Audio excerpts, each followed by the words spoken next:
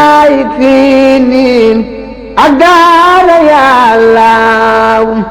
maktabatu daaru minan xasaayid mbokk yi nekk fii si Touba daaru minan kër Serigne Bassirou Mbacke jàkkaarloog jumaa ji mbokk yi Serigne Moustapha Dieng di bindkatu alquranul karim ak xasaayid doon ki njëkk a bind kaamil alquran en couleur fii si biir réew mi te it mu njëkkit mool xasaayid en couleur ci biir Sénégal moom Serigne Moustapha Dieng indil na leen kaamil bind bu rafet am na bind bu tas amit bind bu def fanweeri xaaj mbokk yi di fàttali nag Serigne Moustapha Dieng ay mbindam yóbbu nañ ko Égypte ak Iran ñu saytu ko si barab yi gën a mag si wàllu wu nu mel attesté ko validé ko ba tax nag mbokk yi fépp foo mënta dem si àdduna wërngal këpp bindub Serigne Moustapha Dieng valable na fa rawat na fii si Touba di fàttali mbokk yi place bi mi ngi ci Daaru Minan kër Serigne Bassirou Mbacke jàkkaarloog jumaa ji Serigne Moustapha Dieng mbindam yépp day rafet ba noppi sukkandiku si bindum mag ñi ba tey yemb na si biir maktab yi ay diwaan yu mag waaye tamit diwaan yu ndaw ak it bu yem druskat yi ak jàngkatu kuréel yi am na fiit seen ay diwaan am na mbokk yi diwaan 2 boobu diwaan moo lamboo mboolem wird maxuus yi ak musabahatul ashri am na xasaayit bu nu naan jannatul ajila xasida bii mbokk yi la Serigne Touba wax ni ku ko jàng di nga am say ngërëmal ñaari waajur Serigne Moustapha Dieng mul na ko si mool bu rafet mbokk yi bu ngeen si bëggee ay renseignement mën ngeen woote si 76 665 20 25 77 665 20 25 wala si 77 876 88 88 maktabatu daaru minan xasaayit ci Touba si mboolem maktab yi rawatina place bu mag bii nekk si daaru minan kër Serigne Bassirou jàkkaarloog jumaa ji lépp lu ngeen itteewoo si wàllub kaamil xasaayit ak mboolem it jumtukaay yi ngir seen diine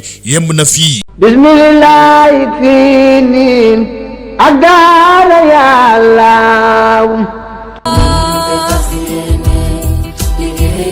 bi seen Rafah jus ak see ba léegi di 100% naturel coono moom jeex na fi ndaxte Rafah jus 100% naturel amul benn colorant amul it benn additif artificiel li ngeen di faral di gis yenn xeetu jus yi mu koy taaral ak di koy yàggal dama ni mbokk yi Rafah jus dafa wuyu turam amul benn substance dafa doon jus conditionné léppam di fruit 100% fruit naturel lay doon loo ci mën ci bëgg mu doon xeetu fruit am na buy am na bissap am na tamarin ñu gën koo xam si Dakar am na gingembre ñu gën koo ràññee si jingeer ak lépp lu ngeen bëgg si fruit si liggéey bu mucc ayib mbokk yi ne woon naa la Rafah jus amul arôme artificiel amul colorant kenn yokk si suukar bu doo ko mën a naan dafa doon lu équilibré boole ceeg nag liggéey bi sedd na sell na ndaxte Rafah jus lépp la respecté mbokk mi toog jeex na lépp loo ci bëgg si quantité mu doon bouteille 1 litre wala xaaj bi wala sax bouteille bi gën a ndaw mu doon da nga nekk si épicerie ñu yor mboolem magasin bu dee da ngeen bëgg en gros demi goutte di def détaillant wala sax ngeen di jënd sur commande Rafah jus 100% naturel yembal na lépp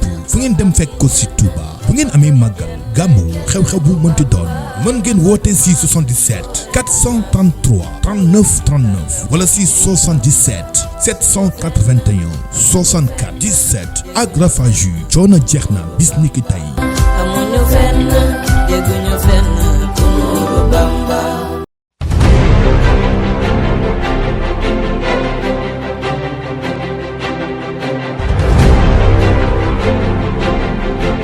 jërë ngeen jëf mbokk yi bàyyi xel seen site internet Rafah TV ñu ngi leen di nuyu baax a baax di leen ziare rawatina yéen ñi nga xamante ni yéenay bàyyi xel seen émission bii di baatu askan bi ñu koy amale fii ci Rafah TV tey nag ñu ñëw ci police bu Guy Mbind dalal ki nga xamante ne moom mooy commandant Diakhaté di jëm joo xamante ne dootuñu ko présenté ti xam naa ne dañ koy jox kàddu gi rek mu nuyoo ak ñi nga xamante ne ñoom ñooy mbokk téléspectateurs yi buñ paree ñu doog a dugg ci laaj ak tontu. asalaamaaleykum wa rahmatulah waaw adduna bi yëpp ñu gërëm waa Rafah TV gannaaw ba ñu sant yàlla jëm ci yonent bi sallallahu alayhi wa sallam di gërëm suñu kilifa yi nga xam ne si ñoo jox ndigal pour ñu toog fii di wax donc lépp rek pour leeral askan bi ak lu jëm kan suñu xeex bi di coronavirus loolu ngeen faral di ñu ngi jaajëfal ko bu baax sant ko gërëm ko ci dalal bi nga xamante ne dalal nañ ko mu mel ne kon xam naa laaj bu njëkk bi rek moom mooy sëg ñëw ci Touba naka la demee ak kañ nga ñëw Touba. waaw maa ngi ñëw Touba daal maa ngi fi ñëw le 6 janvier bi waaw parce que maa ngi nekkoon GMI à Tamba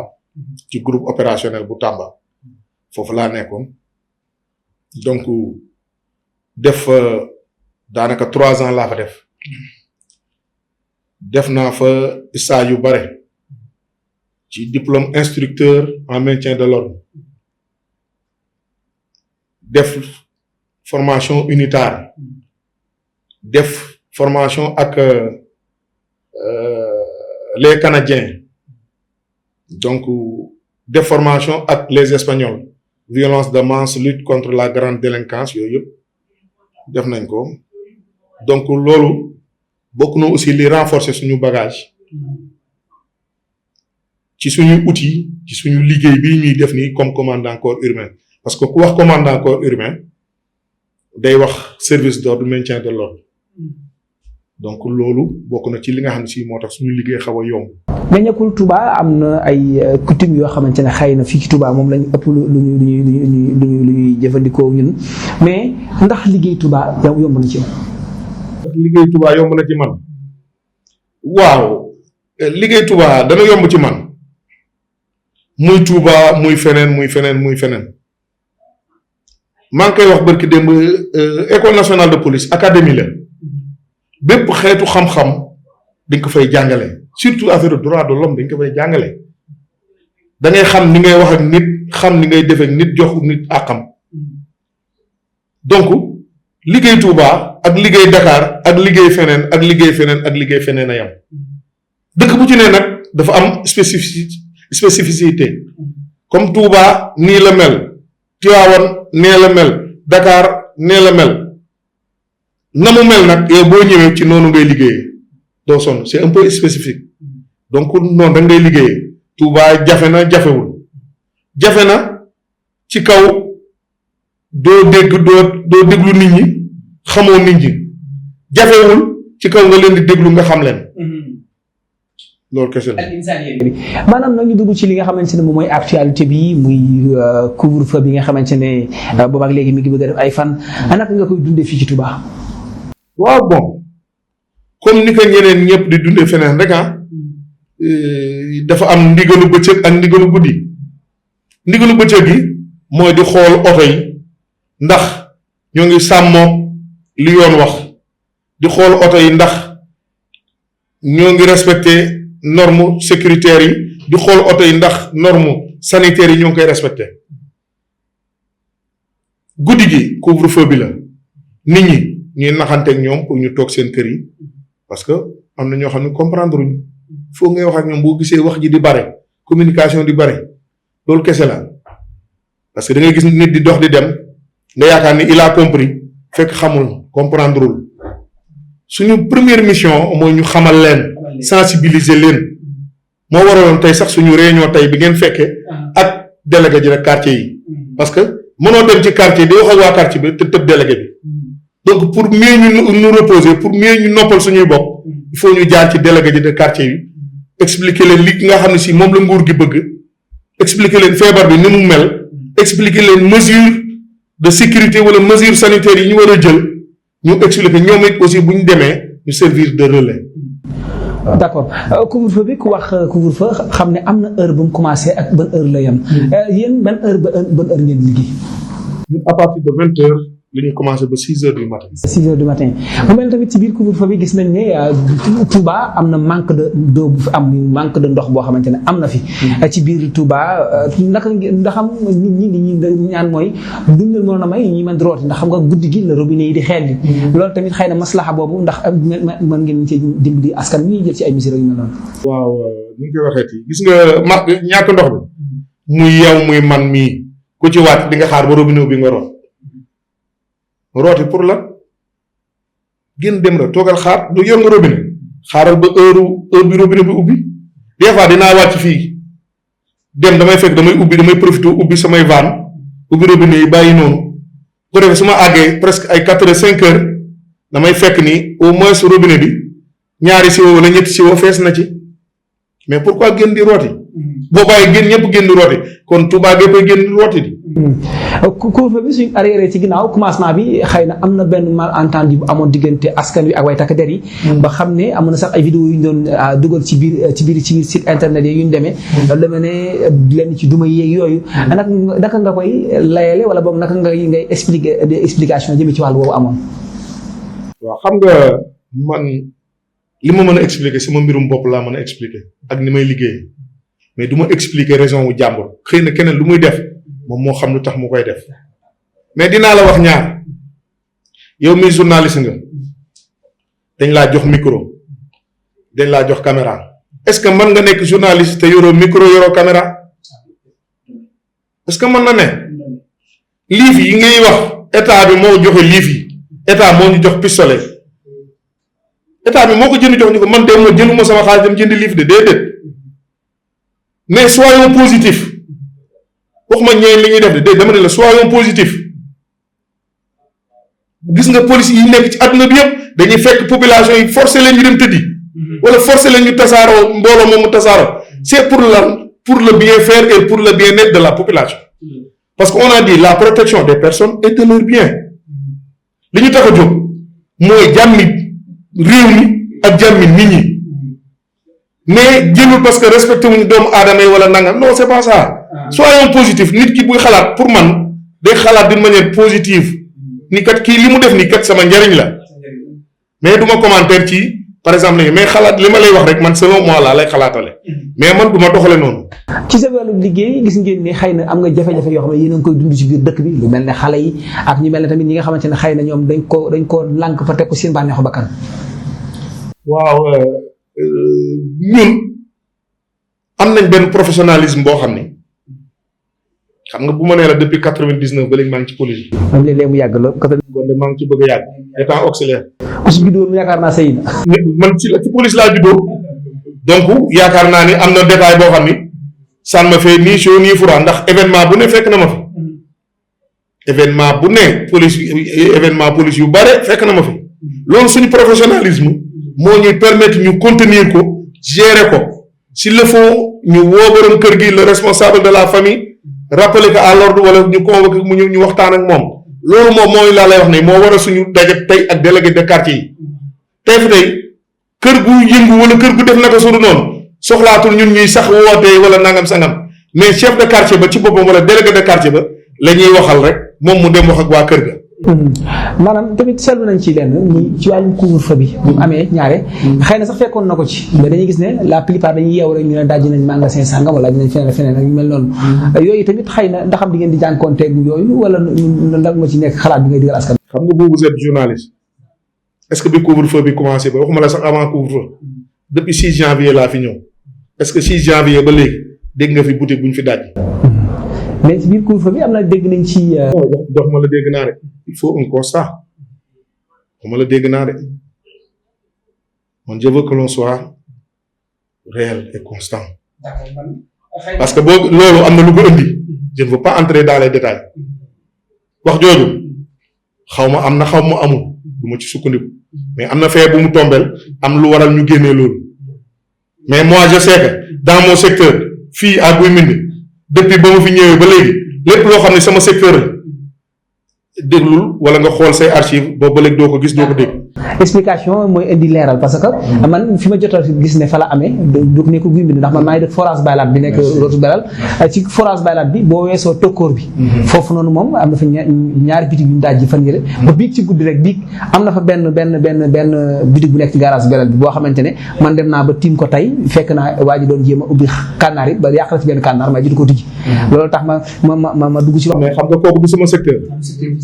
parce que bu dul sama secteur moom man mënuma la ci commentaire mais dama lay wax ni la lépp loo xam ne secteur Guy Mbind la preuve boo wàccee ci suuf dañ ko filmé waat am na ñeenti saako suukar yoo xam ne waa ji dañ ko bett muy dajji patrouille bi dal ci kawam comme charrette la yor ak suñu oto yi am na yenn milieux yoo xam ne mënuñu fa dugg et puis il a compris ça mu profité sànni saako suukar yi daal di dem ñu topp ko enquête yi mi ngi ci en cours yaakaar naa ne fii semaine di ngeen ci am lu leen leer ndax dem nañ ba xam fi mu dëkk les sacs de sucre sont là donc loolu ñun duñ ko taayal. couvre-feu bi ak koor gi ndax am ngeen si ay yaakaar ne balaa koor gi ñëw ak yeneen i heure bi gàttaay bi 20h bi ak lu mel ne bëgg a ndogu rek xëy na boo ndogee ñu may nit ñi doxoon tuuti wala yu mel noonu wala loolu xalaatu leen ci. waaw xam nga yow li ngay laaj day mel ni man maay joxe ndigalu couvre-feu wala ndigalu heure bi yow ni ngay tënkoo man noonu laay tënkoo dañ may jox këyit wala ñu wax ma wala ñu envoyé ma wala ñu woo ma ne ma defal nii ma def ko waaye bu ma sañoon kay balaa koor gi sax feebar bi jeex waaye nag li nga xam ne si moom kenn mënu ca dara te pour ñun ñëpp la nañ ci ànd tënku rek heure ndogu moom bu jotee bu ñu nee 17 heures bu dee glace ngay jënd bu dee looy mënti jënd war nga ko mën a jënd balaa 17 heures koor gi sax lay gën a neex man yaakaar naa ne boo ndogoo boo toogee sa biir kër kenn du la sonal. ci lu jëm sa bilan xëy na yow ci sa wàllum liggéey ci diggante couvre-feu bi mu commencé ak léegi. soo doon xool bilan bi nga xamante ne def nga ko yow. lan nga ci mën a baaxee. waaw lu bare sax la lu bare la def naa ci def y a un rapport la feuilles yi nag ñoo bare mais mën naa la ci wax loo xam ne si ba mu bi ñu commencé am ba léegi on a presque am nañu 85 véhicules immobilisés. 85 véhicules immobilisés 85 véhicules immobilisés yoo xam ne respecté wuñu woon kii bi ñu immobiliser leen yaa ngi dégg interpellation bi dem na ci presque 100 et quelques personnes su ma jumul su ma feuilles yi dañoo bari mi ngi fii donc ñoo xam ne si veille lay doon vérification d'identité ñoo xam ne si vol lay doon am na ñoo xam ne ñu ngi ci suuf pour vol jàpp nañ leen pour vol am na ñoo xam ne jàpp nañ leen pour détention et usage de chanvre indien wala trafic de chanvre indien et cetera donc yooyu yëpp nag parce que ñun du ñu allier rek couvre-feu rek toog déedéet dañuy allier couvre-feu mais dañuy allier beneen patrouille boo xam ni c'est pour la grande délinquance le grand banditisme maa ngi koy expliquer keroog patrouille yi du question dañuy wax nit ñi rek demal tëddi mais da ngay gis marché Ocass wala yeneen marché yi wala yeneen secteurs yi nga xam ne suñu secteur la vous voyez que les gens circulent dañuy circuler ci pour ku ñu gis nga def naka su dul noonu wala ku ñu gis ngay def amoo benn autorisation wala dara ñu interpeller la te it aussi ku woote poste police pour une situation on appelle directement la patrouille yi nga xam ne day gën a yomb rallier tel secteur la ñoom it rapidement ñu mën a dem donc dañuy allier couvre-feu mais dañuy allier lutte contre la grande délinquance et le grand banditisme moo tax liggéey bi xaw a metti. d'accord léegi li jëm ci wàllum taxawaay bi nga xamante ne yéen am ngeen ko. ñii nit xam nañ ne yéen ñun ngeen di liggéeyal ñun ngeen di aar. mais ñenn ñi nag am nañ mal compréhension boo xamante ne jàpp nañ ne xëy na leneen da caa nekk loo xamante ne sax ñoom xëy na mi ngi mel ne xale bu ndaw bi nga xamante ne day ràmbuti xale nga koy xëcc. ñu am na ñoo xam ne xel moom lañ amee. lan ngay wax nit ñi pour ñu gën a am compréhension que ne yéen ñu ne yéen comme suñu ay bàyyi yu jiital yoo xamante ne yërmaane bi suñu bàyyi am ci ñun di am ci yéen. xam nga le citoyen qui n'a pas compris il n'est pas mauvais il est momentanément égaré kooku nag ñaar moo mën a am ngay naxtaan ak moom ba li nga bëgg nga dugal ko ci bopp bi xeex doole du ko faj wa ilaa nga xool kilifaam nga waxtaan ak moom ba mu wax ak moom ba loolu dugg ci boppam wa ilaa nga xool sëriñam nga waxtaan ak moom nga wax ak moom ba loolu dugg ci bopp bi loolu ci cadre Touba laa lay wax par exemple yow xam nga ne am nga sëriñ boo xam ne leer na ma ni sa nga jokk mi ngi noonu su ma waxee ak yow nga të ma wax ak sa way juru góor wala sa way juru jigéen nga të ma jaaree ko ci sëriñ bi xanaa ñett yooyu mënoo leen tëwandoo boo leen tëwee nag ñett ñoo ñëpp nag police nag nga xaari xam dooleeg police nag. effectivement loolu am na solo lool parce que li nga wax sànq ni leeral ci lu jëm ci wàllum nit ñi xëy na ñëpp yemuñu. waaye fii nga jaar moom boo fa jaar rek as gor. noonu laay liggéeyee boobaag léegi noonu lañ ciy liggéey te yàlla ñu ngi ciy may ndam bu baax a baax a baax a baax a baax. ci terrain bi ndax daje nga fekk benn cas boo xamante ni daal bi nga demee travail na trop ci maanaam xëy na noo xam ne jëlee nga ko ba pare ci liggéey bi nga gis ne bi nga ñibbee daal moom marqué na la. waaw mooy keroog bi ñu demee patrouille daje fekk benn soxna boo xam ne yaram bi neexul dafa xaw a wéradi mu tëdd ci biti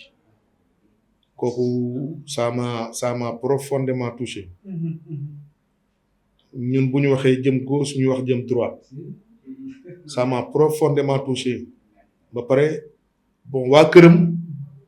di naxanteeg moom pour mu dugg man maa mujj ne waa kër gi bàyyi leen ko ñu bàyyi ko may waxtaan ak moom di naxanteeg moom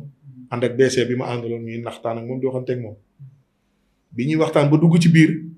mu naan ñu kaay leen xool sama néeg ñuy dugg ci néeg bi mu ni toog leen ci lal bi ñu toog vraiment dama sentir ni kii soxla na ku mu waxal soxla na ku ko déglu mooy li ma lay wax léegi le sens de l'écoute là ça compte beaucoup te ñun homme de tenue nii loolu dañ ko war a am parce que le plaignant bi ñëw ci yow leen rek la soxla ci yow nga déglu ko boo ko dégluwul rek déjà xolam du sedd boo ko dàllalee déglu ko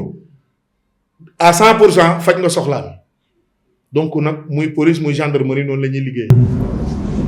noonu ngeen liggéeyee. bu fekkoon ne am nga sensibilisation boo bëgg a lancer automatiquement ci askan wi fi mu toll nii ak par rapport ak bi affaire bi commencé ba léegi ak fi mu toll lan nga bëgg askan wi gën nañu cee dimbali. askan bi daal nañu di teel a tëdd kuñ ci wax dugal sa kër nga dugg toog bañ di xëkkanteeg police yi ak di leen saaga ak di leen sànni xeer ndax police yi dañu am soxna bokk ci société bi am yaay am baay ñun duñu ay étranger ay sénégalais lañ de pur sang li ñuy def pour Sénégal la li ñuy wax pour Sénégal la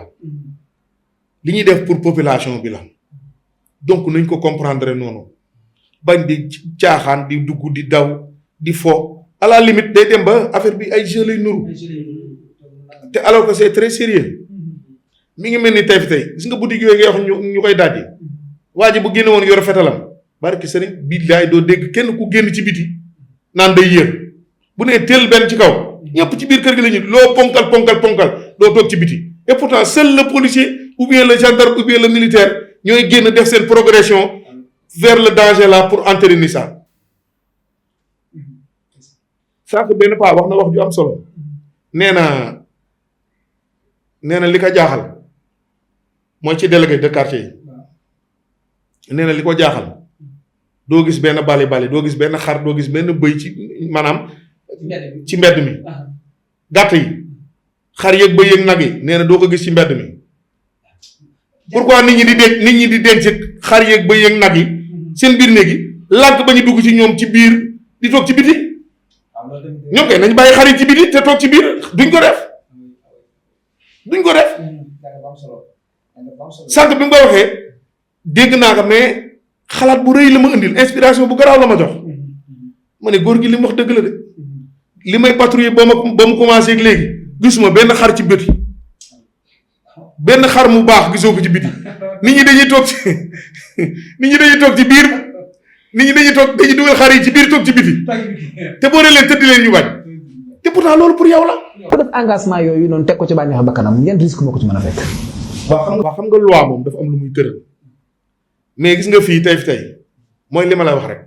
par exemple ku bravé arrêté wala décret boobu buñ la indee fii parce que aussi mënoo jël lu ma 10 à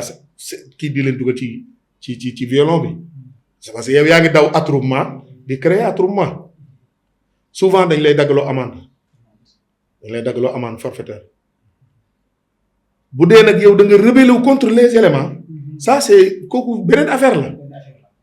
mais bu ñu la jàppee ngay taxawaalu nii mën nañ lay indi des fois sax duñ bëgg nga fanaan fi dañ lay jox convocation ni la suba nga ñëw parce que boo fi dajalee lu mat 15 à 20 personnes bëgg leen non dañ leen di jox ay convocation ni leen demain à telle heure nga ñëw boo ñëwee ñu daggal la amende forfaitaire boo nag nekkee récidiviste ñu convoqué directement sa parent. noonu la demee donc bu amoon kàddu gu mujj gooy tàggoo ndax waxtaan bi neex na te en plus askan wi tamit dégg nañ ci baat boo kàddu yoo xamante ne jëriñ na leen ndax leeral yi nga mujj ni rek ñu bëri xamuñu ko woon parce que ñu bëri ñu ngi doon toog seen kër naan ñoom ne dañuy bañ ku ñu dajale def ay nit fekk na ñoom xamuñu ne sax yéen boo indiqué da ngeen jox ay convocation ñibbi ci guddi ak yu mel noonu ak ñun duñ dajale ay nit fii de parce que aussi mais ñun nous sommes les premiers à être exposés xam nga population bi moom laa lay wax sànq nii ñoom dañ yaakaar ni ñun moom beneen xeetu nit lañ wala yeneen xeet yu bokkul fenn lañ nous sommes les premiers à être exposés parce que nous sommes toujours au contact mooy li ma la wax sànq rek ba ay bal door am nous serons les premiers sur la ligne te bu ñu ñëwoon bërëb bu ñu naan balu fetal taw dama lay jël làqala sama ginnaaw man maay taxaw pour riposter te noonu la demee maladie bi dafa ñëw tag nous on prend la population ou bien les sénégalais ñu denc leen ba pare ñun ñu génn jóg taxaw jàkkaarloog maladie bi te noonu la demee donc nag population war nañ xam ni ñun dañ jóg taxaw pour jàmmaarloog feebar bi nañu jàppale ci loolu nous sommes les premiers à être exposés am na loo xam du ma sax toog di ko wax parce que sama statut sama déontologie mayu ma ko mais même les moyens pour travailler sa waay da nga koy wër bay bëgg a dee. donc loolu population bi nañ góorgóorlu xam ni li toj États-Unis toj France toj Italie toj Chine xajul Sénégal na mag ñëpp jóg ñaan bu kenn tayal na ñëpp jóg ñaan xeetu ñaan boo mën a def nag pour yàlla jële fi li naka nañ ko def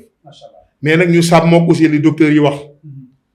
moytu yenn yi moytu raxasu yi kii moytu jokkalante loxo yi ak jokkalante xaalis bi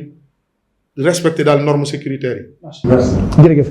jërëjëf commandant Diakhaté moom lañ dalal tey fii ci police bu Guy Mbind mu indi leeral yu am solo yooyu nga xamante ne askan wi mënuñu koo ñàkk a xam ndax xam ngeen ne bëri na ñoo xamante ne ci foog naa ak jàpp naa rek la ñuy dem mais tey indi na ay leeral yoo xamante ne dana gën a leeral askan wi ngir ñu gën a xam seen liggéeyu ñoom fi mu tëjee rek moo ëpp solo lépp ndax ñoom dañoo volonté seen dund ngir askan wi ndax ñun dañ ne feebar bi bu guddee ne ñëpp dugg ci kër yi ñoom bu guddee bu nit ñi duggee ci kër yi ñu génn ngir aar askan wi loolu jàpp nañ ne loolu al insaniya ci la jiitu waaye tamit xubbul watal min al iman gi tamit daf ci dem muy bëgg seen réew tax bi nga xamante ne ñu ngi koy def ñoom seen bopp kon ñu ñaan yàlla na yàlla aar leen yàlla na yàlla sàmm leen yàlla na yàlla dooleel leen yàlla na yàlla suturaal leen waaye yàlla na yàlla fay leen fay goo xamante ne dana law ba seeni sët ak seeni sëtaat ndax lii ñuy def ni ci ni ma ko mën tuddee mooy jihaad la ndax aar saw askan ci jihaad la te ñoom ñi ngi ci suba su nekk ak bis bu nekk di fexe ba nit ñi mën a nekk ci comportement bu baax. ñu ngi sant ñëpp Mourtada Fall la àndal ci caméra bi di sant ñëpp di ñaanal ñëpp jàmm wasalaamaaleykum wa rahmatulahi taala wa barakatuhu.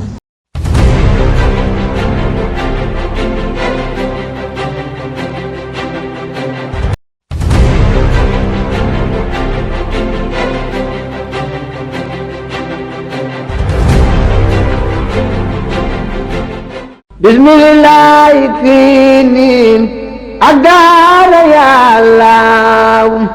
maktabatu daaru minan xasaayid mbokk yi nekk fii si Touba daaru minan kër Serigne Bassirou Mbacké jàkkaarloog jumaa ji mbokk yi Serigne Moustapha Dieng di bindkatu alquranul karim ak xasaayid doon ki njëkk a bind kaamil alquran en couleur fii si biir réew mi te it mu njëkkit mool xasaayid en couleur ci biir Sénégal moom Serigne Moustapha Dieng indil na leen kaamil bind bu rafet am na bind bu tas amit bind bu def fanweeri xaaj mbokk yi di fàttali nag Serigne Moustapha Dieng ay mbindam yóbbu nañ ko Égypte ak Iran ñu saytu ko si barab yi gën a mag si wàllu wu nu mel attesté ko validé ko ba tax nag mbokk yi fépp foo mënta dem si àdduna wërngal këpp bindub Serigne Moustapha Dieng valable na fa rawat na fii si Touba di fàttali mbokk yi place bi mi ngi ci Daaru Minan kër Serigne Bassirou Mbacké jàkkaarloog jumaa ji Serigne Moustapha Dieng mbindam yépp day rafet ba noppi sukkandiku si bindum mag ñi ba tey yemb na si biir maktab yi ay diwaan yu mag waaye tamit diwaan yu ndaw ak it bu yem druskat yi ak jàngkatu kuréel yi am na fiit seen ay diwaan am na mbokk yi diwaan 2 boobu diwaan moo lamboo mbooleem wird maxuus yi ak musabahatul ashri am na xasaayit bu nu naan jannatul ajila xasida bii mbokk yi la Serigne Touba wax ni ku ko jàng di nga am say ngërëmal ñaari waajur Serigne Moustapha Dieng mul na ko si mool bu rafet mbokk yi bu ngeen si bëggee ay renseignement mën ngeen woote si 76 665 20 25 77 665 20 25 wala si 77 876 88 88 maktabatu Daaru Minan xasaayit ci Touba si mbooleem maktab yi rawatina place bu mag bii nekk si Daaru Minan kër Serigne Bassirou jàkkaarloog jumaa ji lépp lu ngeen itteewoo si wàllub kaamil xasaayit ak mbooleem it jumtukaay yi ngir seen diine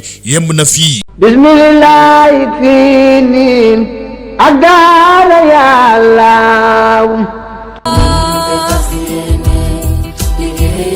bi seen Rafah jus ak see ba léegi di 100% naturel coono moom jeex na fi ndaxte Rafah jus 100% naturel amul benn colorant amul it benn additif artificiel li ngeen di faral di gis yenn xeetu jus yi mu koy taaral ak di koy yàggal dama ni mbokk yi Rafah jus dafa wuyu turam amul benn substance dafa doon jus conditionné léppam di fruit 100% fruit naturel lay doon loo ci mën ci bëgg mu doon xeetu fruit am na buy am na bissap am na tamane ñu gën koo xam si Dakar am na gingembre ñu gën koo ràññee si jingeer ak lépp lu ngeen bëgg si fruit si liggéey bu mucc ayib mbokk yi ne woon naa la Rafah jus amul arôme artificiel amul colorant kenn yokk si suukar bu doo ko mën a naan dafa doon lu équilibré boole ceeg nag liggéey bi sedd na sell na ndaxte Rafah jus lépp la respecté mbokk mi toog jeex na lépp loo ci bëgg si quantité mu doon bouteille 1 litre wala xaaj bi wala sax bouteille bi gën a ndaw mu doon da nga nekk si épicerie ñu yor mbooleem magasin bu dee da ngeen bëgg en gros demi goutte di def détaillant wala sax ngeen di jënd sur commande Rafah jus 100% naturel yembal na lépp